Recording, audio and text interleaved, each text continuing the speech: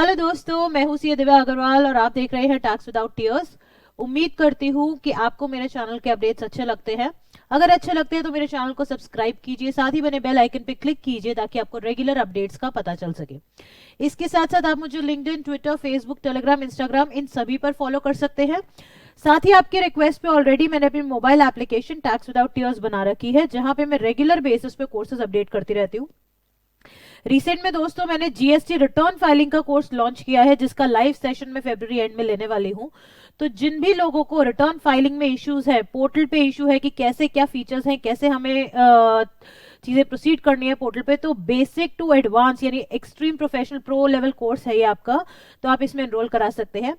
अब दोस्तों, जैसा कि आपको पता है, 1 फरवरी हमेशा हमारे लिए बजट का डे रहता है। बजट आता है, फाइनेंस बिल डिस्कस होता है और बहुत सारे प्रपोजल्स डिस्कस होते हैं। अकॉर्डिंगली फिर फाइनली वो इम्प्लीमेंट होते हैं। अब ऑलरेडी इनकम टैक्स को लेके जो बहुत सारे अगर आपने न्यूज में देखा होगा, बहुत सारी न्यूज फ्लैश कर रही है कि सैलरीड क्लास को बहुत बेनिफिट है। पर्सनल इनकम जो है आपका, जो स्लैब रेट्स है चेंज हो गए हैं, आपका टैक्स सेविंग्स हो जाएंगी, मिडिल क्लास को बहुत बेनिफिट है।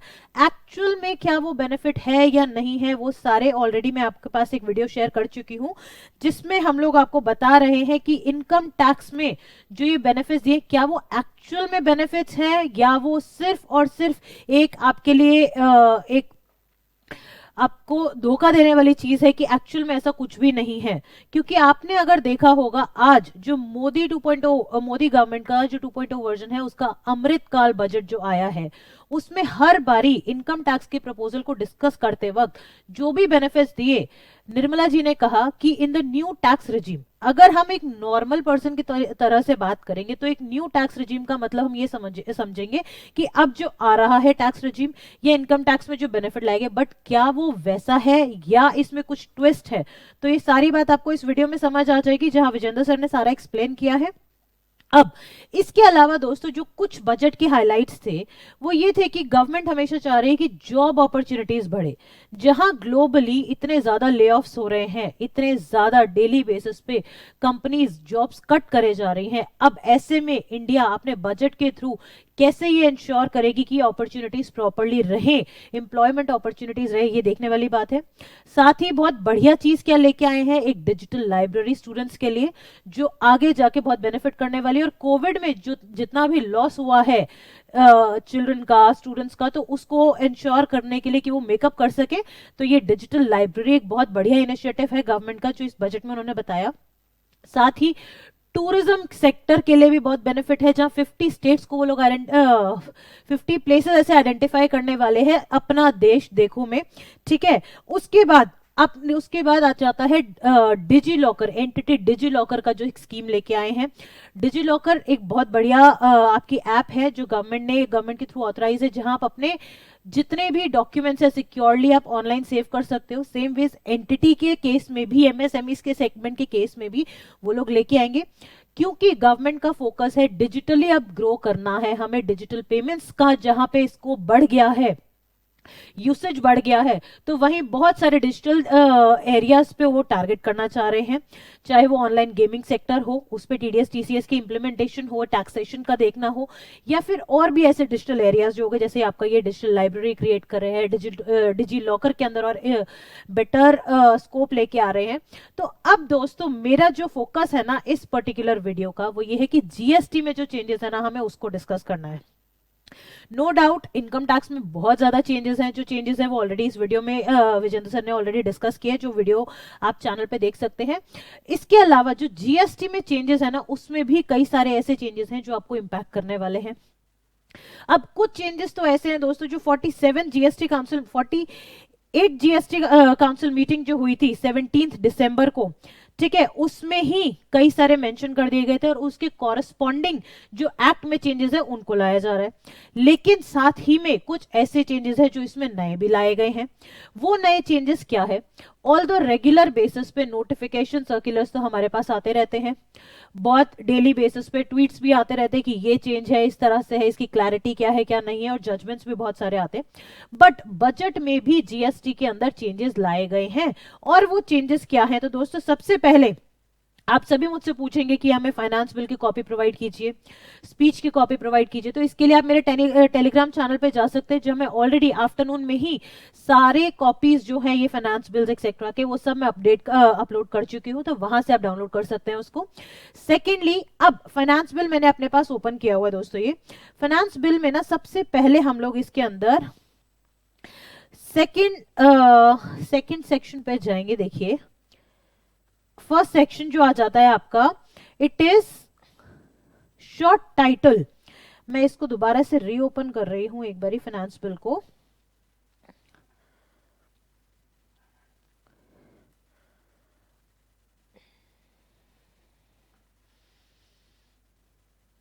हमेशा कोई भी एक्ट होता है वो स्टार्टिंग में आपको क्या बताता है, कहां पे ये एप्लीकेबल है, कब से ये एप्लीकेबल है। सेम वेज इस फाइनेंस बिल में भी जो आप इसका सेक्शन 1 देखेंगे, जब ये फाइनली फाइनेंस एक्ट में कवर हो जाएगा, तो इसके अंदर इन्होंने क्या कहा है, सेव एज अदरवाइज प्रोवाइडेड, यानी जो भी कुछ लिखा हुआ है इसके अंदर सेक्शन 2 से लेके 122 तक तो एप्लीकेबल कब से हो जाएंगे, फर्स्ट डे ऑफ अप्रैल 2023 से। उसके बाद के सेक्शन कब से एप्लीकेबल होंगे, जब भी रेलेवेंट नोटिफिकेशन एक्सेट्रा आएगी तभी से एप्लीकेबल होने वाले। तो अगर आप देखेंगे ना 122 के बाद 123 कहां से शुरू हो जाता है, तो दोस्तों 123 में जो आ जाता है ना बेसिकली आपके इनडायरेक्ट टैक्सेस के जो चेंजेस है ना वो अब क्या आ जाते हैं, यहां पे मैं आपको दिखा भी देती हूं। देखिए इनडायरेक्ट टैक्सेस के जो भी चैप्टर्स हैं आपके, कस्टम्स का हो गया आपका या जीएसटी का हो गया, वो सारे चेंजेस यहां पे डील करते हैं। तो दैट मींस ये वाले प्रोविजंस ऑटोमेटिकली एक्टिव नहीं होंगे आपके लिए, ना ही वो आज से हो रहे, ना ही वो 1 अप्रैल से हो रही है। कब से एप्लीकेबल होंगे, जब इसकी रेलेवेंट नोटिफिकेशन लाई जाएगी। तो अभी सिर्फ और सिर्फ ये एक तरह का सजेशन है। पहली चीज जो हमेशा एक कंफ्यूजन आती है लोगों के बीच में कि अब तो ये चेंज इंप्लीमेंट हो गया है, जी नहीं, ये चेंज इंप्लीमेंट नहीं हुआ है, सिर्फ लॉ में इसका प्रोविजन क्रिएट कर दिया गया है। लेकिन ये चेंज इफेक्टिव कब से होगा, जब से इसकी रेलेवेंट नोटिफिकेशन आएगी।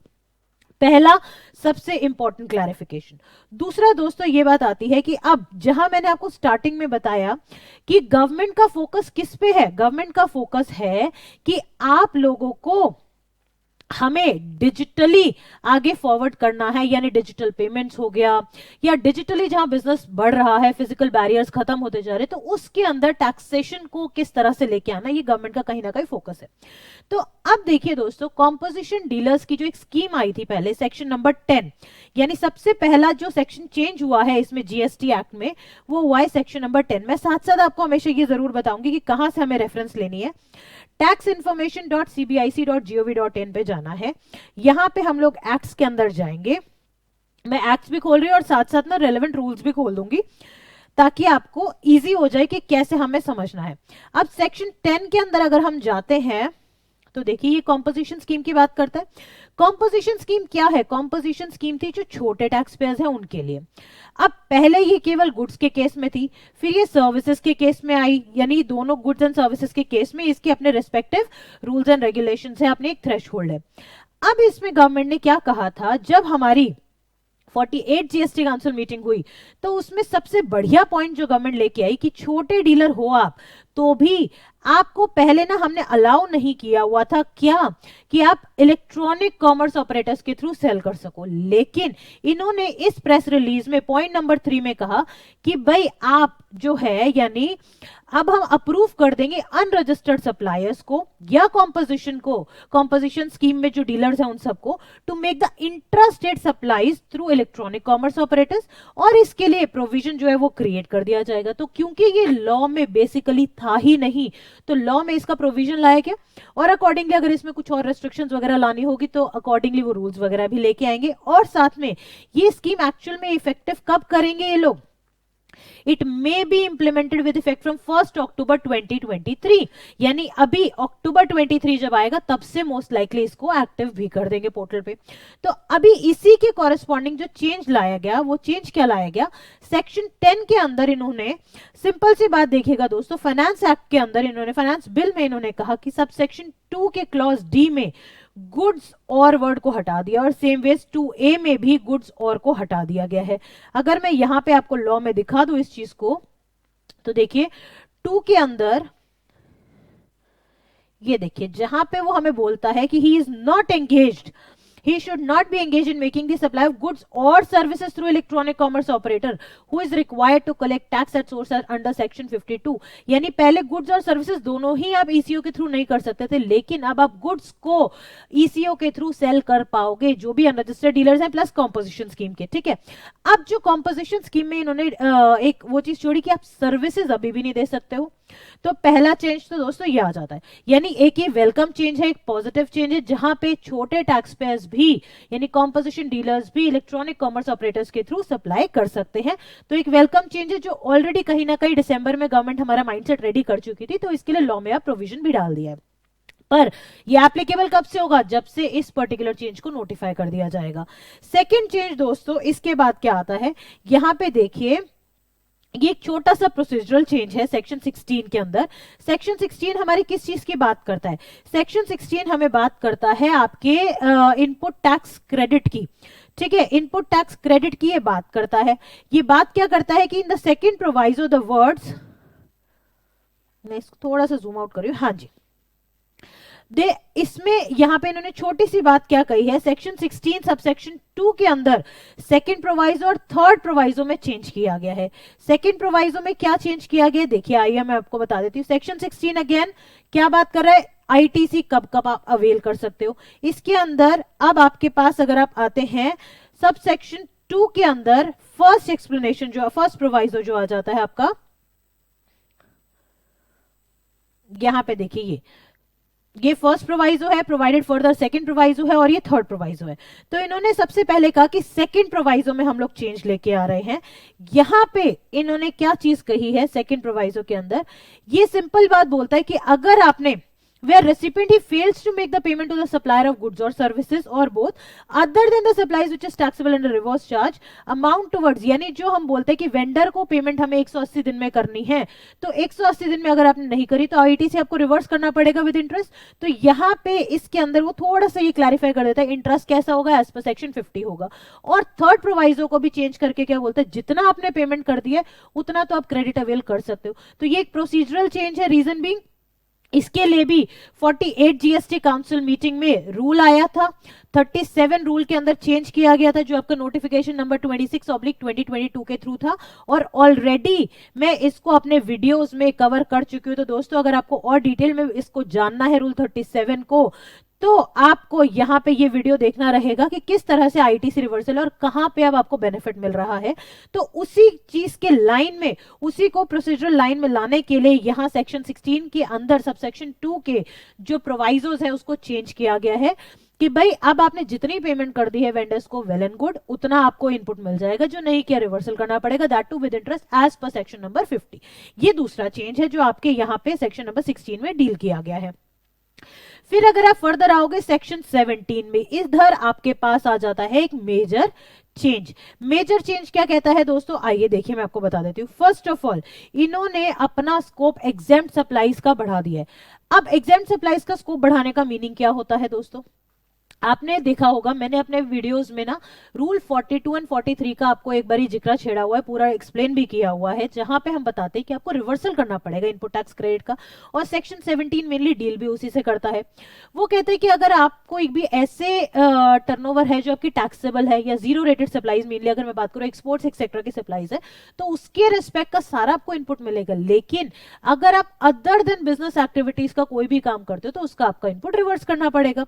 ठीक है, तो सेक्शन 17 के अंदर ही ना दोस्तों सबसेक्शन 3 में मैं आपको लेके जाऊंगी जो आपका क्रेडिट रिवर्सल की बात करता है।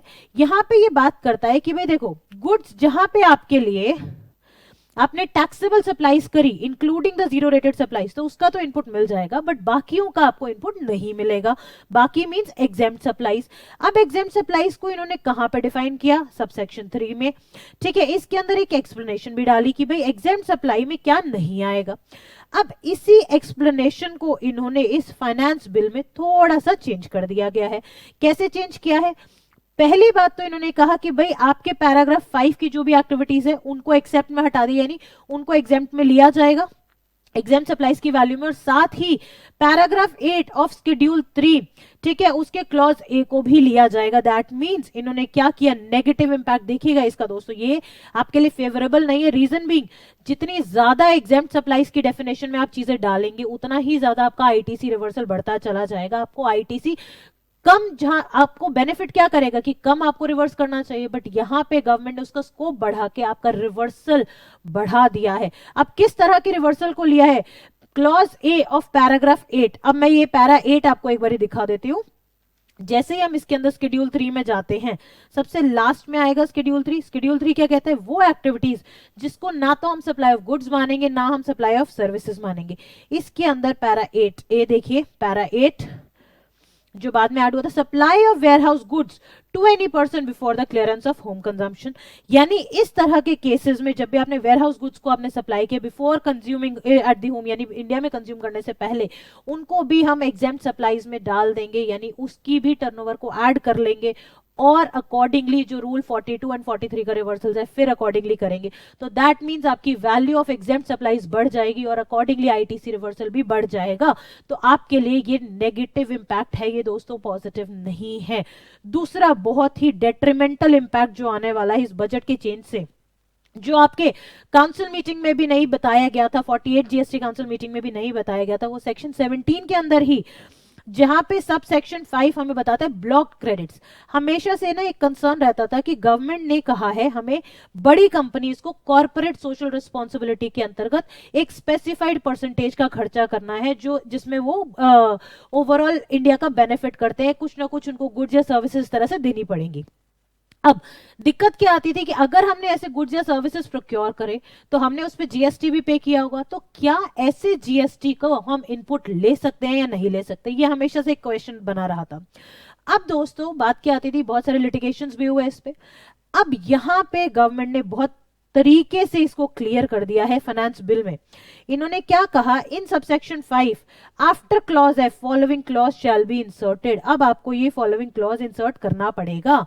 क्या क्लॉज है देखिए, इसको मैं थोड़ा सा इस तरह से ही बता रही हूं। गुड्स और सर्विसेज और both receive by a taxable person which are used or intended to be used for the activities relating to his obligation under corporate social responsibility referred to in section 135 of the Companies Act।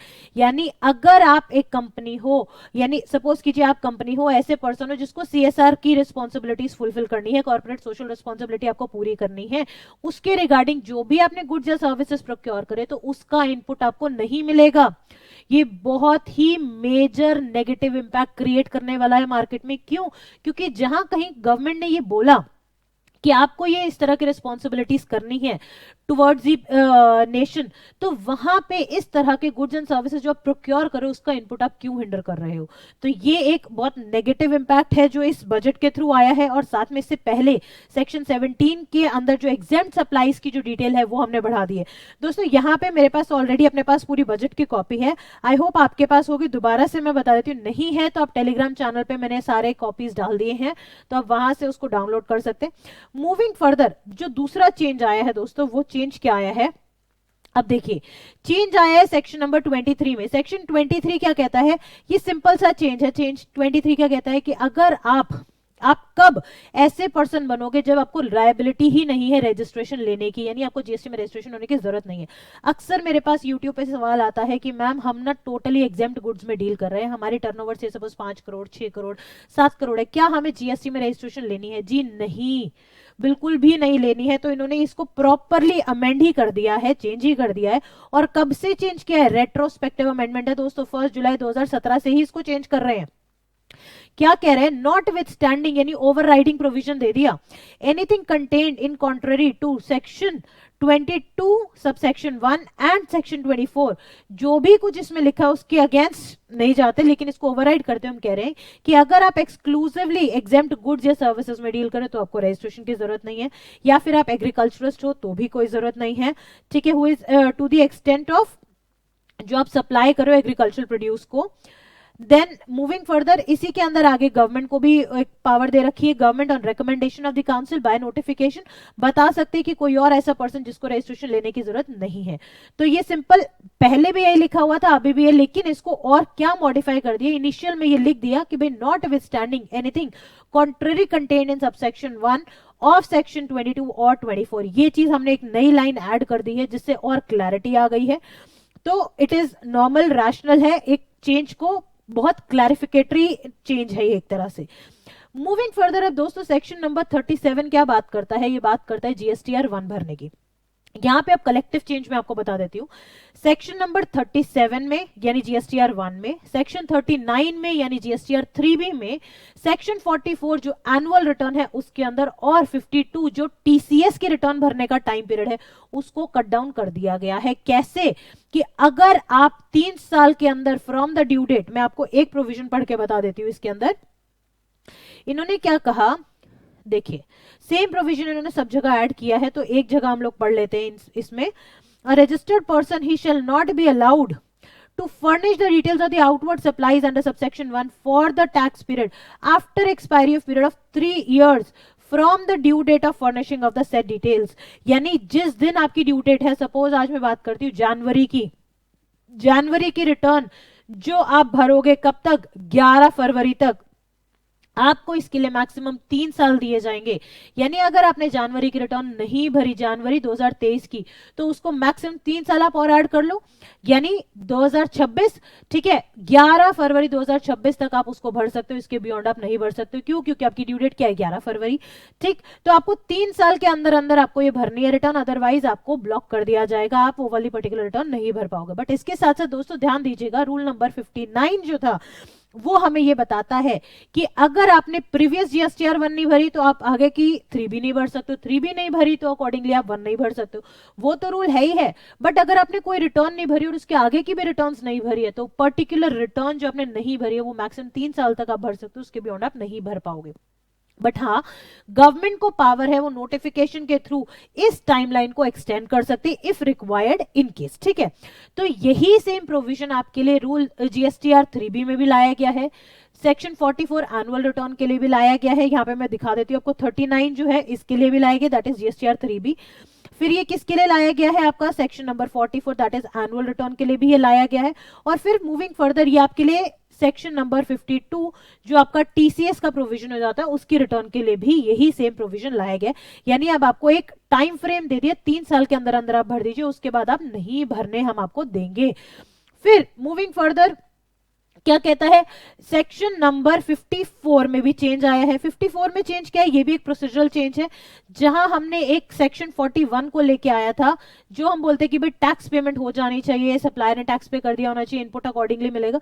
तो same way उसी बात को ध्यान में रखते हुए यहाँ पे रिफंड में चेंज लाएंगे। कोई ऐसा चेंज नहीं है जो आपको इंपैक्ट करने वाला है सच, बट जो चेंज एक ये आ जाता है क्लैरिफिकेशन। नॉर्मली दोस्तों गवर्नमेंट क्या करती है कि कोई भी अगर सेक्शन बनाती है ना, उसके अंदर एज में भी प्रिस्क्राइब वर्ड जहां पे भी डालती है तो उसका कॉरेस्पॉन्डिंग रूल होता है। मैं आपको यहां पे दिखा देती हूँ एक एग्जांपल के तौर पर, साथ में जो इन्होंने चेंज किया उसके लिए भी।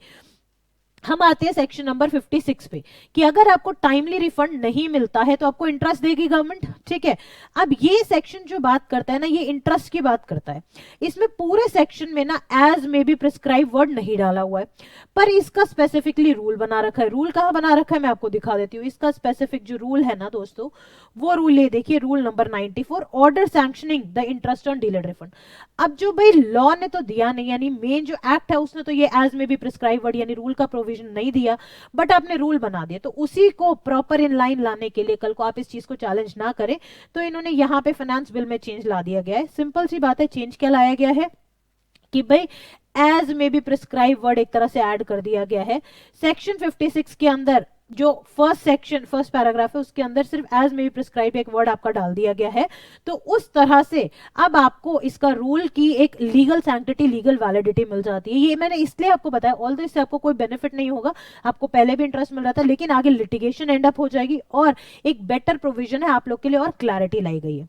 अब सेक्शन 122 में दोस्तों ये चेंज एक मेजर आ जाता है, जहां मैं बार बार आपको बता रही हूं कि गवर्नमेंट का फोकस है डिजिटल वर्ल्ड को टैक्स करने का, उसमें ये इंश्योर करने का कि टैक्स इवेजन ना हो। वहीं पे सेक्शन 122 क्या कहता है कि कोई भी इलेक्ट्रॉनिक कॉमर्स ऑपरेटर्स, इसमें एक नया सबसेक्शन 1A डाला गया है जो बोलता है कि any electronic commerce operator who allows the supply of goods or services or both through it by an unregistered person or by a person who is exempted from registration by a notification issued under this act to make such supply, या फिर who allows the interstate supply of goods or services or both through it by a person who is not eligible to make such interstate supplies, or he fails to furnish the correct details in the statement furnished under section 52, that is TCS वाली statement में, of any outward supply of goods effected through it by a person exempted from obtaining the registration under this act,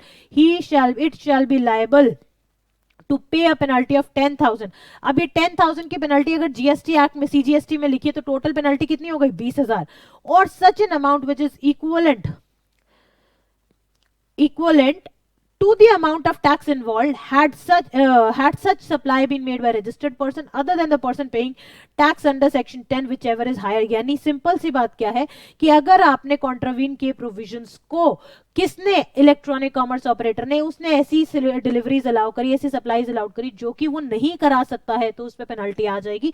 ये नया section है जहां आपको ये enable कर रहे हैं कि हाँ जी आप डिजिटली सेल करिए, इलेक्ट्रॉनिक कॉमर्स ऑपरेटर्स के थ्रू सेल करिए, कोई दिक्कत नहीं है। तो साथ ही में वो पीनल प्रोविजंस भी लेके आ रहे हैं कि अगर आप गलत करोगे तो आप पे पेनल्टी आएगी। तो ये सारी चीजों का आपको ध्यान में रखना है। सेम वेज दोस्तों सेक्शन 132 जो है, 132 क्या कहते हैं? ऑफेंसेस की पेनल्टीज के रिगार्डिंग में ही आ जाता है। मैं आपको यहाँ पे दिखा भी देती हूँ। यहाँ पे भी इन्होंने एक छोटा सा चेंज किया है। चेंज किसके परसेंट में किया है वो मैं आपको बता देती हूँ अभी। Section 132 punishment for certain offences, इसके अंदर कुछ ऑफेंसेस को हटा दिया गया है। क्यों हटाया गया दोस्तों? क्योंकि अगेन 48 जीएसटी काउंसिल मीटिंग में आपको बताया गया था। मैं आपको दिखा देती हूँ कहां पे बताया गया था। प्रेस रिलीज हमने खोल रखी है वही वापस से। इसकी 48 जीएसटी काउंसिल मीटिंग के भी मैंने ऑलरेडी इन डेप्थ कहां पे डिस्कस किए हुए अपने पास, यहाँ पे मेरे चैनल पे आपको और डिटेल में देखना है। तो ये देखिए 48 जीएसटी काउंसिल मीटिंग के सारे अपडेट्स मैंने इधर डिस्कस किए हुए। इसमें सेक्शन 132 के अंदर जब आप 132 में आप जाएंगे तो इसके अंदर कुछ ऑफेंसेस को डीक्रिमिनलाइज कर दिया गया था। मैं आपको यहां पे दिखा देती हूँ प्रेस रिलीज में, डीक्रिमिनलाइजेशन ऑफ सर्टेन ऑफेंसेस, लेकिन फेक इनवॉइसिंग को अभी भी डीक्रिमिनलाइज नहीं किया है।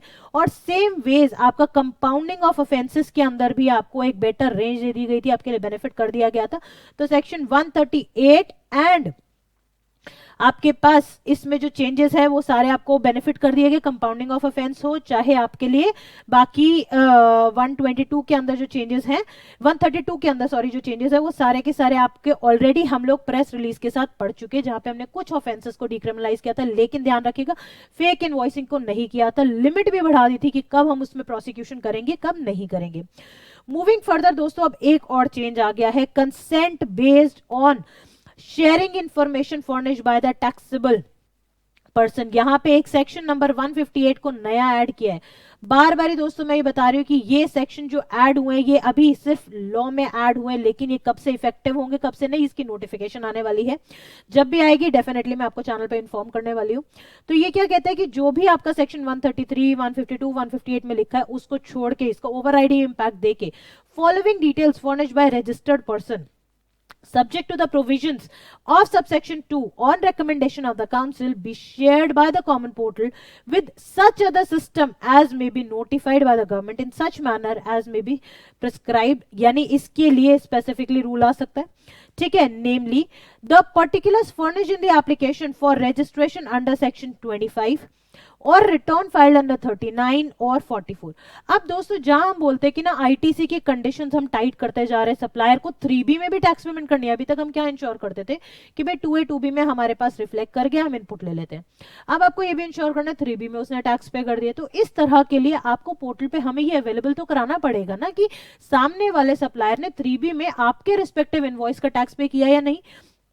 तो इसीलिए ये भी एक वेलकम चेंज है कि जहां हम आईटीसी के प्रोविजंस को स्ट्रिंजेंट कर रहे हैं, बट हम at the same point of time हम सप्लायर की भी इंफॉर्मेशन आपको दे रहे हैं, तभी आप उस बेसिस पे अपना आईटीसी क्लेम कर सकते हो। सो पर्टिकुलर्स जो फर्निश किया आपने अपने रिटर्न्स में वो आपको पता चल जाएंगे। Particulars uploaded on the common portal for preparation of the invoice, details of the outward supplies. और इसके बाद देखिए इन्होंने और क्या क्या डिटेल डाली, furnish under section 37 and the particulars uploaded on the common portal for generation of documents under section 68 e-way bill etcetera and such other details as may be prescribed. For the purpose of sharing these details a consent shall be obtained, consent भी ली जाएगी of suppliers in respect of the details जो अभी हमने पढ़ी है वो, and the recipient in respect of the details under clause B of subsection 1 and under clause C of subsection 1 where such details include the identity information of the recipient. यानी accordingly जिस भी person की हमें consent चाहिए होगी, चाहे supplier हो चाहे रिसिपिएंट के, हम वो भी लेंगे ताकि हम वो आपके पर्टिकुलर्स आपको डिस्क्लोज कर सके और आप एक बेटर जजमेंट ले सके कि आपको किसको सप्लाई करना है किसको नहीं करना है, और बाकी पोर्टल्स को भी डिपार्टमेंट दे सकते हैं। लेकिन एज में भी प्रिस्क्राइब वर्ड आ रहा है तो फॉर श्योर इसके अंदर whenever this section gets implemented आपका इसमें रूल जरूर आएगा कि किस तरह से शेयर करेंगे कैसे नहीं करेंगे। ये चीज बहुत मेजर चेंज है। अब इसके बाद दोस्तों इसके अंदर सबसेक्शन 3 क्या कहते हैं, not with standing anything contain in law for any time for the time being enforced, no action shall lie against the government or the government portal with respect to any liability arising consequent to the information which is being shared, and there shall be no impact on the liability to pay tax on the relevant supply as per the relevant return। यानी government पे कोई भी action नहीं लाया करेगा, हम आपसे consent लेके ही आपका डेटा शेयर करने वाले हैं। अब इसके बाद दोस्तों जो आपका हाई सी सेल्स एक्सेट्रा की जो हमारे पास शेड्यूल 3 में एंट्री 3, उसको इन्होंने इफेक्टिवली कब से इंप्लीमेंट कर दिया है, 1 डे ऑफ जुलाई 2017 से। लेकिन पहले भी 48 जीएसटी काउंसिल मीटिंग में ये बता चुके थे कि हम जिन्होंने टैक्स पे पहले कर दिया था after that judgement and after the change, उस टैक्स अमाउंट को हम रिफंड तो नहीं करेंगे, लेकिन हाँ इस प्रोविजन को हम पहली डेट से एप्लीकेबल कर देंगे ताकि अगर आपके पास कोई नोटिस आ रहे हैं तो आपको टैक्स पे करना ना पड़े उस ड्यूरेशन के लिए, स्टार्टिंग ड्यूरेशन के लिए। तो ये एक बेनिफिट है आपके लिए। मूविंग फर्दर आईजीएसटी में ना दोस्तों 2 चेंज लाए गए हैं। वो चेंज क्या लाए गए हैं मैं वो आपको एक बार ही बता देती हूँ।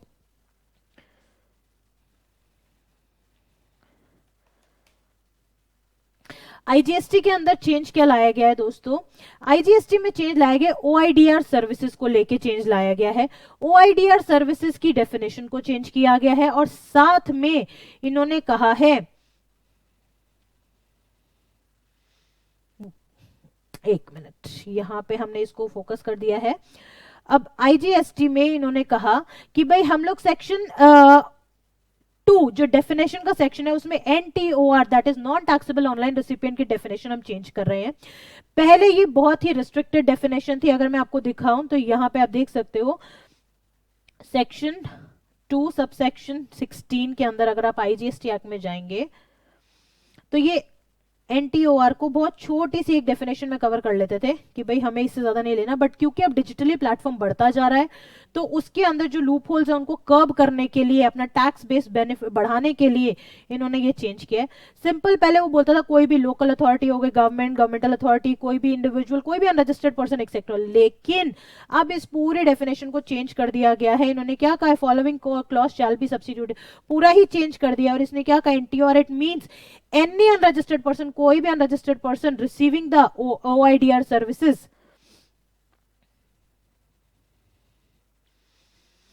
ठीक है, ओआईडीआर यानी online information database access retrieval services located in taxable territory, इसके अंदर उन्होंने जो सेक्शन 24 के क्लॉज 6 के अंदर यानी टीसीएस वाले जो प्रोविजंस इस पे लगते हैं उनको भी इंक्लूड कर लिया गया है। तो बेस इसका बेसिकली इंटेंट क्या है, ताकि वो अपना टैक्स बेस वाइडन कर सके, इसके अंदर डिजिटली जो और टैक्सेशन ये लोग ला सकते हैं उतना इसको इंक्रीज करना चाह रहे हैं। That is why this definition has been changed. And secondly clause 17, अब 17 किससे डील कर रहा है, 17 जो है आपका ऑनलाइन इंफॉर्मेशन ओआईडीआर सर्विसेज के मीनिंग से डील करता है, जो नॉर्मली बोलता था कि it should be essentially automated and involving minimal human intervention, तो ये वर्ड ही इन्होंने इससे डिलीट कर दिया। तो दैट मींस डिजिटल बेस को ये एक्सपैंड कर रहे हैं ताकि उसकी टैक्सेबिलिटी बढ़ा सके और उसके अंदर और ज्यादा टैक्स कलेक्शन आ सके। तो उम्मीद करती हूँ दोस्तों फर्स्ट ऑफ ऑल आपको ये सारे चेंजेस समझ आए होंगे। Moving further, section 12 sub section 8 जो प्लेस ऑफ सप्लाई के रिस्पेक्ट में था, उसके अंदर जो प्रोवाइजो इन्होंने ऐड किया था आईजीएसटी अमेंडमेंट एक्ट के थ्रू, फर्स्ट 2019 से एप्लीकेबल जो हुआ था, इसके लिए इन्होंने इस पर्टिकुलर प्रोविजन को रिमूव कर दिया गया है। और इसकी फर्दर इन डेप्थ चीज अगर आपको पढ़नी है तो दोस्तों ऑलरेडी सर्कुलर इसका आ चुका था 2022 एंड में ही, दिसंबर में ही। मैं आपको दिखा भी देती हूँ कौन सा सर्कुलर है। यहां पे आप देख सकते हो सर्कुलर नंबर 184 जो आपको ये सेक्शन 12 सब सेक्शन 8 की क्लैरिफिकेशन देता है कि इसमें किस वजह से ये चेंज आया और अकॉर्डिंगली उस पर्टिकुलर प्रोवाइजो को हमने अब रिमूव ही कर दिया। उम्मीद करती हूँ दोस्तों जीएसटी के सारे चेंजेस आपको बहुत अच्छे से समझ आ गए होंगे। वंस अगेन आपको अगर ये मटेरियल चाहिए जो फाइनेंस एक्ट, फाइनेंस बिल का है या स्पीच का है या मेमोरेंडम का है, तो आप इसके लिए मेरे टेलीग्राम चैनल में डाउनलोड कर सकते हैं, उसमें आपको मिल जाएगा। साथ ही ये सारे चेंजेस एप्लीकेबल तब होंगे जब नोटिफिकेशन आ जाएगी, ये आपके अभी से एप्लीकेबल नहीं होने वाले हैं। उम्मीद करती हूँ दोस्तों आपको वीडियो अच्छा लगा होगा। Do share it among your friends, professional circle, so that they are also enlightened about the changes through the budget, be it income tax और बी इट जीएसटी। अगर आपको कोई भी डाउट है तो कमेंट बॉक्स में कमेंट कीजिए, we will definitely take it up in the next video, और else if required we will provide your solution in the comment box itself. Thank you so much friends and have a nice day.